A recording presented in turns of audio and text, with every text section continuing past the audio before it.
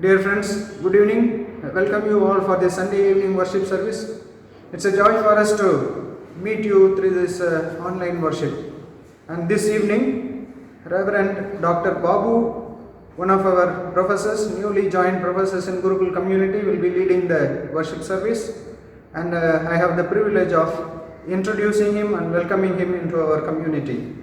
Professor Reverend Dr. Babu belongs to the Church of South India, Bangalore, Karnataka, and he will be joining us. Already he is taking classes in the Department of History of Christianity, and we are very glad to say that he did his BD at UTC, MTH at TTS, and DTH in UTC. The dissertation topic of his doctoral studies was relationship between ecumenicals and evangelicals, and he is married, and his dear wife is Mrs. Shantakumari. He is blessed with 2 children, one daughter Beulah Evangeline doing her 9th standard, and a son Paul Joshua doing his 5th standard. And right now he is alone in the campus. Soon, God willing, the family will be joining us. So on behalf of our principal, faculty colleagues, the whole community of Gurukul, and you especially, the students, we welcome Reverend Dr. Babu to lead us in this worship. Welcome, sir. Good evening, friends. I welcome you all to this evening divine service at Sean Memorial Chapel. Thank you, sir, for introducing me with your kind words to the community, and I am grateful to the principal and the faculty here and the council for having me here to teach at Gurukul. Thank you so much for your generosity and love towards us. And I also welcome to you all to this service, and especially a word of welcome to the children who are worshipping with us. As we begin this service, let us pray. Great and merciful God, your life is the source of all life. Your mercy is our only hope. Your eyes watch over all your creatures. You know the secrets of our hearts. By your life-giving Spirit, draw us into your presence, so that we may worship in the true life of your Spirit, who lives, whose lives moved by your love. Through him who has led us to your heart of love, peace and justice, even Jesus Christ our Lord. Amen. Amen. As we continue to worship God, let us join in singing hymn number 359, Take My Life and Let It Be.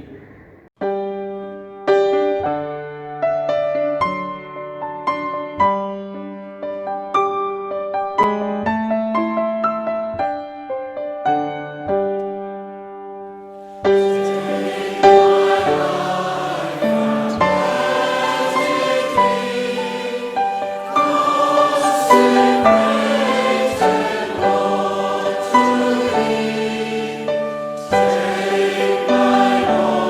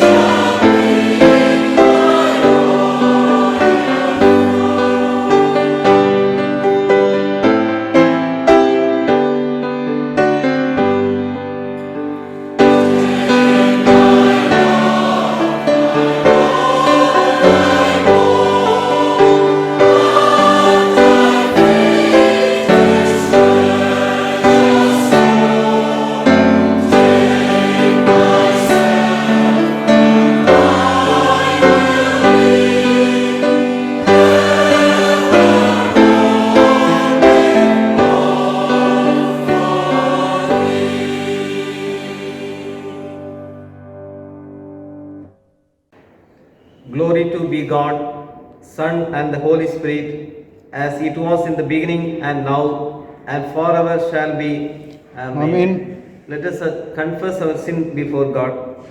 The Lord is merciful and gracious, slow to anger, and abounding in steadfast love. He will not always accuse, nor will he heap his anger forever. He does not deal with us according to our sins, nor repay us according to our iniquities. For as the heavens are high above the earth, so great is his steadfast love toward those who fear him. As far as the east is from the west, so far he removes our transgression from us. As a father has compassion for his children, so the Lord has compassion for those who fear him. Therefore, let us confess our sins in silence. Let us all say together, have mercy on me, O God, according to your steadfast love, according to your abundant mercy, blot out my transgressions. Wash me thoroughly from my iniquity, and cleanse me from my sin. For I know my transgressions and my sins are ever before me.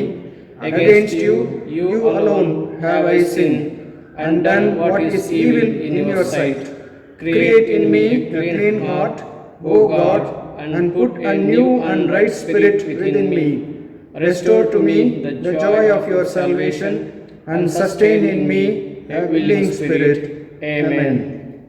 Grant, we ask you, merciful Lord, to your faithful people pardon and peace, that they may be cleansed from all their sins and serve you with a quiet mind and newness of heart, through Jesus Christ our Lord. Amen. Amen.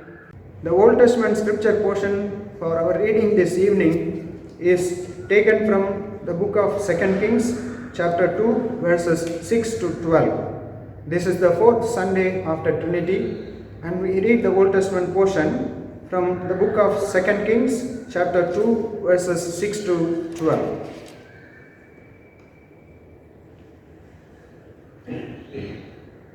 Then Elijah said to Elisha, "Stay here, for the Lord has sent me to Jordan." But he said, "As the Lord lives, and as you yourself live, I will not leave you." So the two of them went on.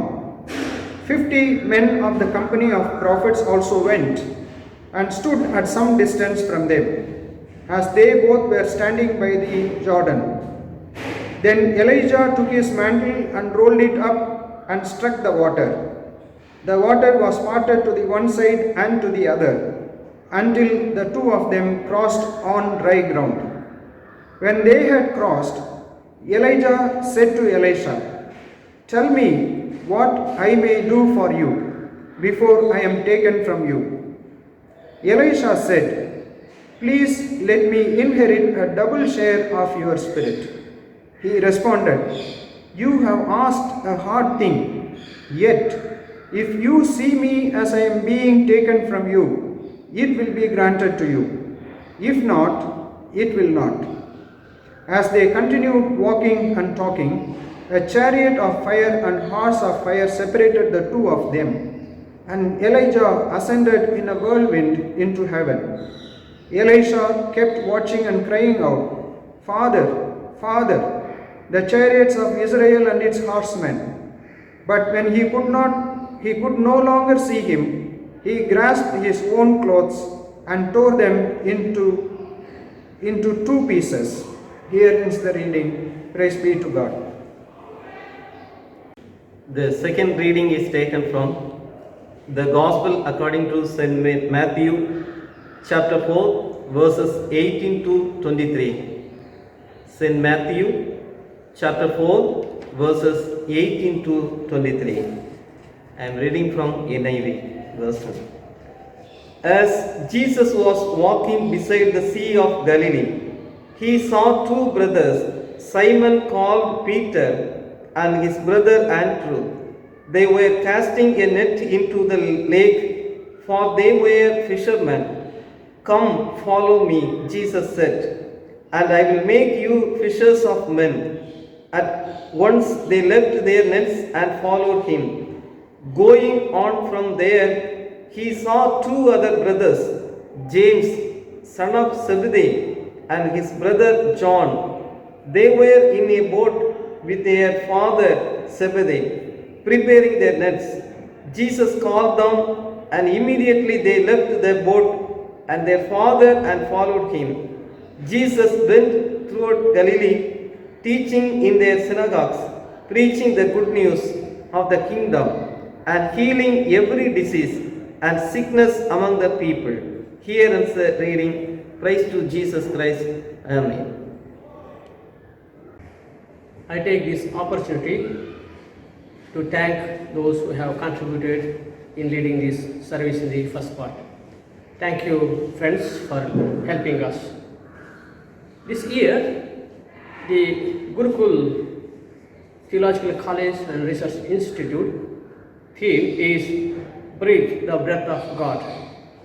And in line with that, I have chosen the topic Discipleship as Christian Witness to Breathe Justice and Peace. Discipleship as Christian Witness to Breathe Justice and Peace. We have heard the Word of God read from the Old Testament, 2 Kings chapter 2, verse 6 to 12, and from the New Testament, the Gospel according to Matthew chapter 4, 18 to 23. And at this time, we live in a situation that really frightens the everyday life, that really disturbs us. What will be the next moment in our lives? It is a fragile world in which we are living. In our lifetime, we have never heard such a pandemic, such a fearful events. Those who are living here in the 21st century, probably those who have lived before, the old generation might have heard of various kinds of diseases. But today, our young generation, our generation is so much of fearful. They do not know how to face, but the only hope they are having is in God alone. COVID-19 has entirely disrupted not only the family, not only the personal life, not only the community, not only the economic life, not only the social life, not only the education, every part, even our own spirituality, even our own spiritual life has been impeded by this COVID-19. Therefore, it is not only to reflect in this kind of situation, what is COVID-19, what are these effects on the human life, human community, on our own lives.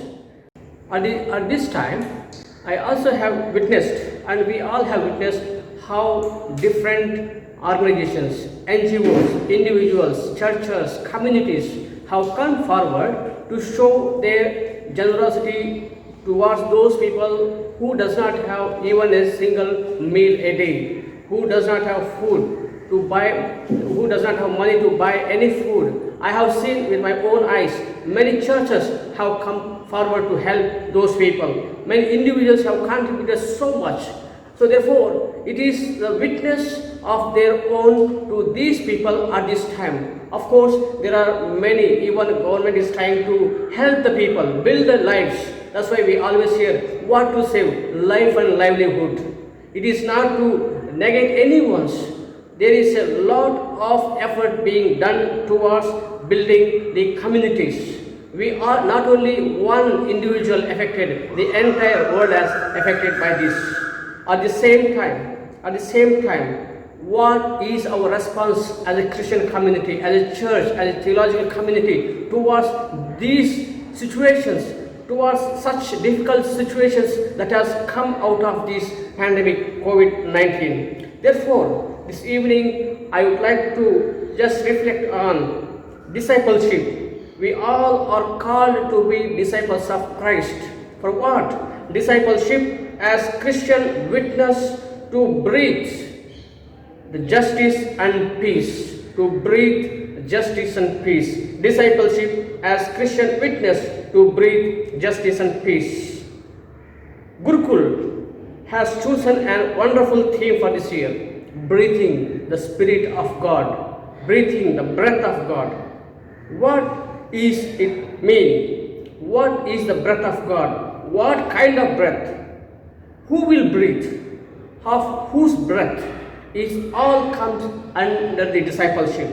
Disciples are given the responsibility to be the channels of God's breath, to be the source of life that represents on this earth, that represents God in His ministry. Therefore, we have read the scripture, Elijah and Elisha, the conversation between these two people, right? Elijah is taken up, and the responsibility is now passed on to his disciple Elisha. What is the responsibility?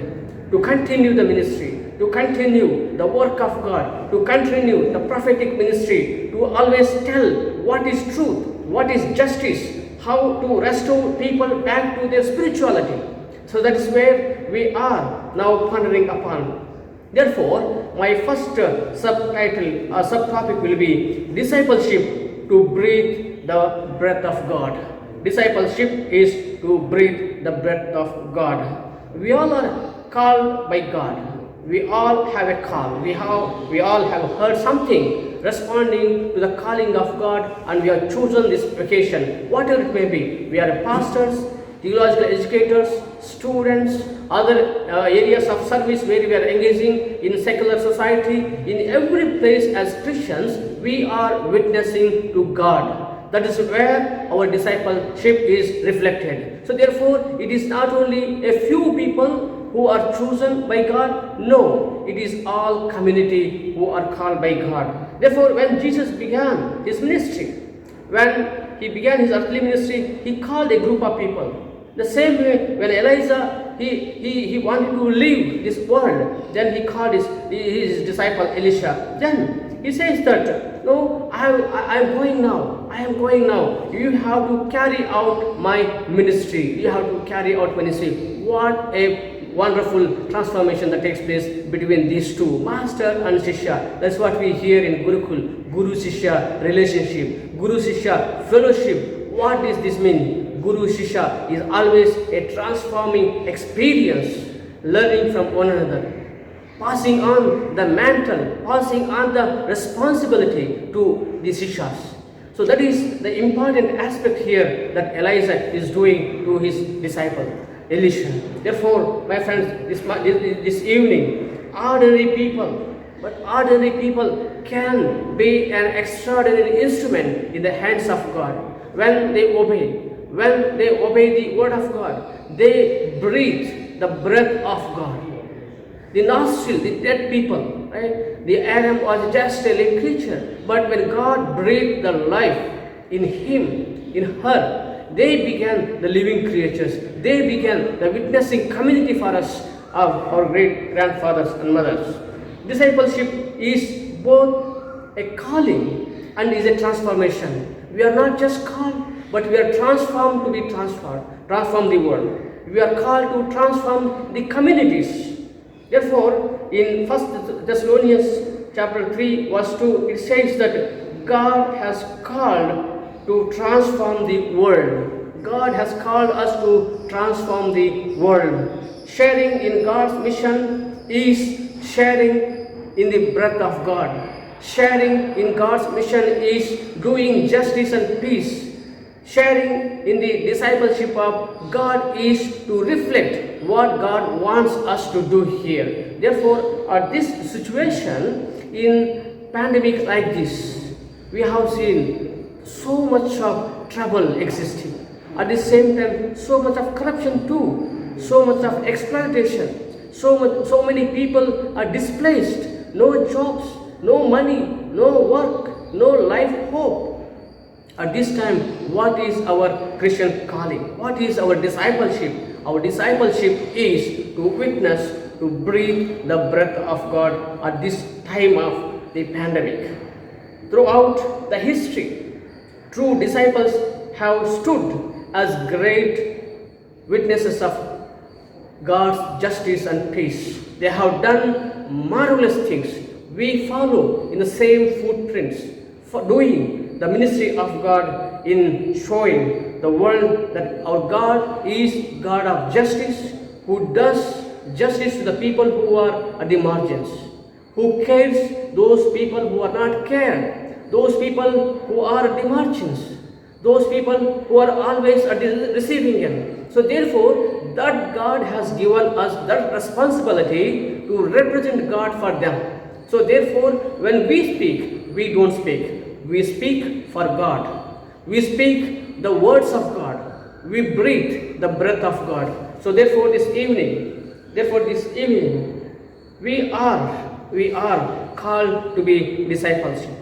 While the world is accumulating enormous wealth, while the world is polarizing on the basis of their powers and the authorities, at the same time, one side we see rich people are becoming richer and poor becoming poor. We see at the same time people are divided on the basis of their abilities. But what is our response? What is our calling? What is our discipleship? What is our witness? Our witness, our discipleship is to breathe the breath of God who does justice and peace. Therefore, this evening, let us be the assurance of God to the people. Let us say that God is here for you. Let us breathe the breath of God on the people. The second subtitle is Discipleship as Witness to the Fullness of Life. Discipleship as witness to fullness of life. When Jesus began his earthly ministry, he called a group of people to be with him and to do what he says them to do. After explaining how they have to do the ministry, then he called them, "Come and follow me. Come and follow me. I will make you fishers of men." In other translations, "I will make you fish for the people." Fish for the people. So therefore, responding to the call of Jesus, the disciples, they just left everything and they followed. Here, the life and journey of the discipleship is to live with Christ and die with Christ. As Christ came to us to give us the life in abundance, he also wanted his disciples to proclaim the message, to witness to the fullness of life, bring the total transformation in the lives of the people. Corona, as we are talking again and again, has created a big bridge, gap among the people, among communities, families. So sad and sometimes heartbreaking to hear. I heard that some saying, without talking about Corona, we cannot speak anything. In the midst of our conversation, somehow the talk about Corona comes in. It threatens the life. It creates fear among us. But there is a God who has a life and death in his hand. There is a God who says, "I give my life to you." Therefore, there is an assurance from God to us that we no need to afraid of any situations. Therefore, when Jesus called them, "Come, I will make you fish for the people," that means that he is going to use them. He is going to use them as a bait to the people, as a witness to the people. For what? To give a fullness of life to the people. Therefore here, as Jeremiah 31:15-16 says, Jeremiah 31:15-16, it says that,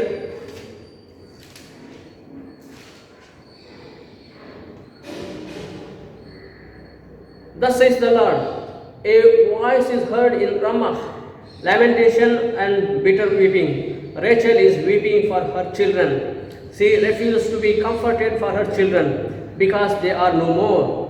Thus says the Lord, keep your voice from weeping and your eyes from tears, for there is a reward for your work, says the Lord. They shall come back from the land of the enemy. There is a hope for your future, says the Lord." There is a hope for the future, says the Lord. When the people of Israel were in distress, they were about to take into the Babylon. They were about to lose everything. People were crying. They lost their dear one and dear ones. This is what we are today witnessing. My friends, sometimes heartbreaking. Our loved ones, our dear ones, due to the corona, when they die, even we are not able to see their face. Even their own nearest, dearest family members are not allowed to see the last sight of their beloved one. What a heartbreaking moment that we are in today. But what is the hope for us this evening? What is the hope for us in this kind of situation? The situation is very heartbreaking, but there is a hope for us. What is that hope? The hope is in God. The hope is in Christ. That is the breath of God that is always breathing in us, always energizing us to live every moment, reflecting what is God and His work in His world. What is our calling as Christians, as a theologians, as a student, as whatever service we are doing, as a community as a whole. We are here to proclaim that hope to the world. We live in a violent world. Every time we turn on the news on our TVs, our mobile to look at the news, it frightens us. It makes us, what will be the life now? I really want to say that our children have really greatly affected because of the education disruption. Many schools have not been opened. Many works have been closed. Factories have been closed. Those people who were depending on such factories or companies have been closed. Just imagine what a life that we are entering into due to this COVID-19. But still then, our responsibility is not just to reflect on that. Our responsibility is not just to say, our responsibility is not just to have pity upon the people. No, our responsibility as disciples of Christ is to breathe the fullness of life to the people. Therefore, I just want to say this evening that discipleship as Christian witness to breathe justice and peace is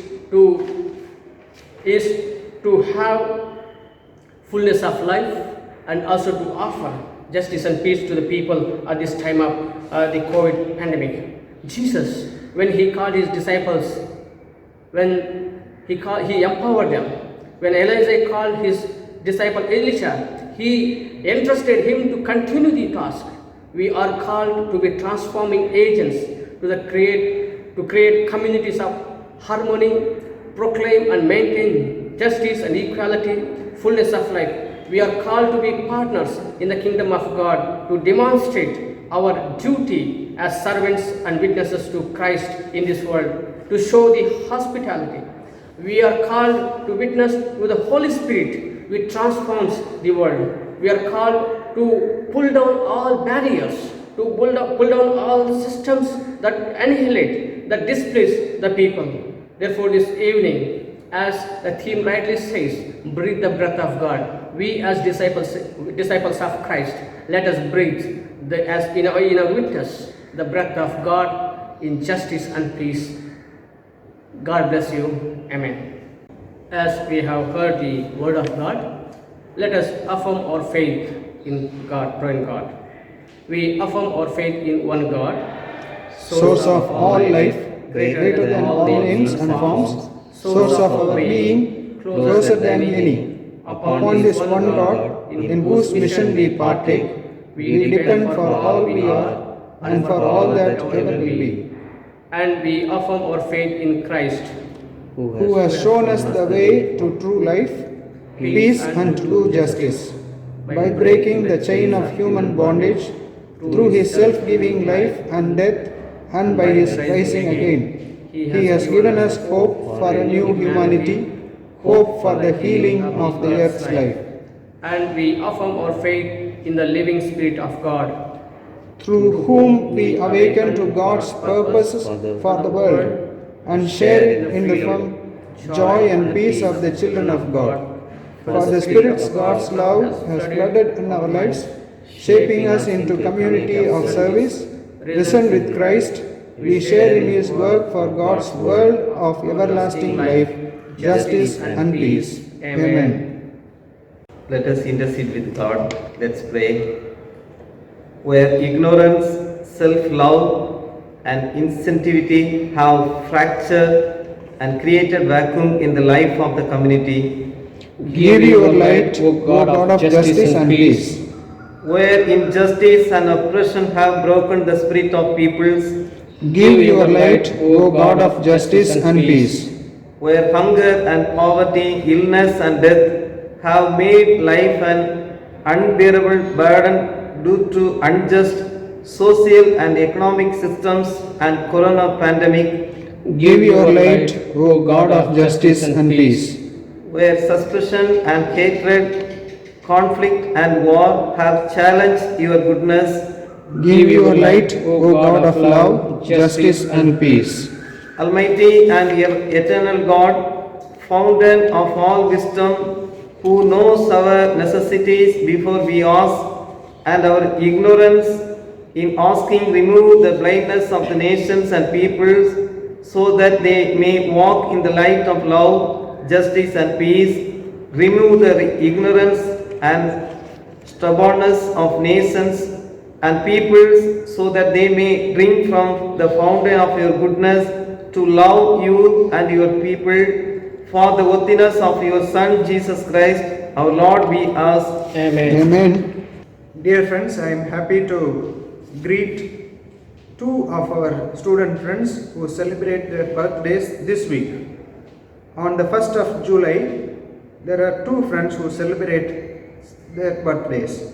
Yajala Ashok, BD2, and Sonam Hasda, BD4.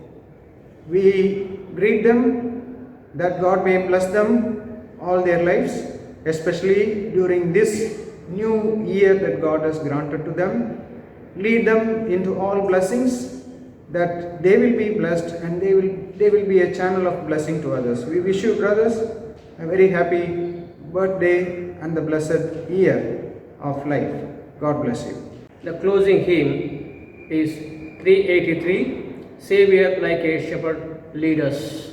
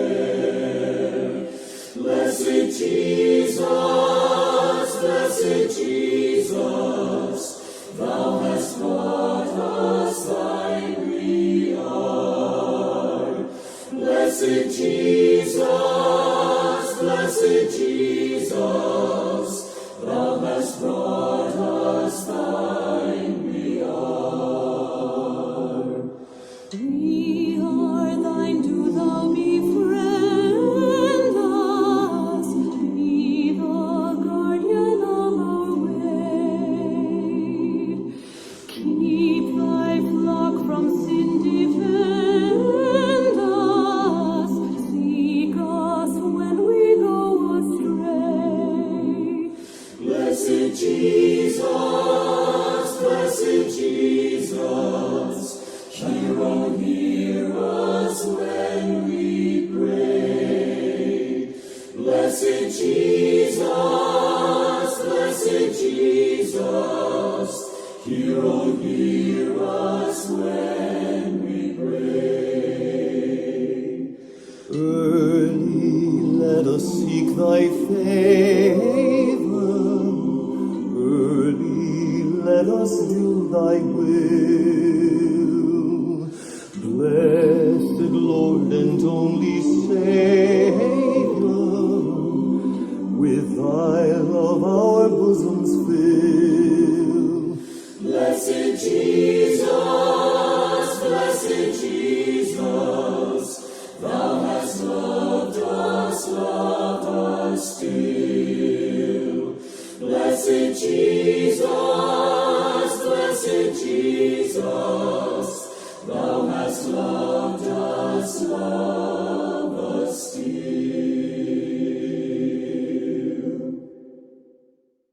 Let us all say together Lord's Prayer.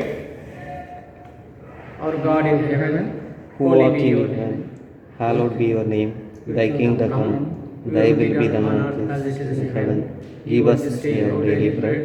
Forgive us our trespasses as we forgive those who trespass against us. Lead us not into temptation, but deliver us from evil.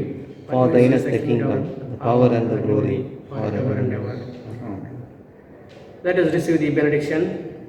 The peace of God, which surpasses all understanding, keep our hearts and minds in the knowledge and love of God and of His Son, Jesus Christ our Lord, and the blessing of God Almighty, the Father, the Son, and the Holy Spirit be amongst us and remain with us always. Amen. Amen.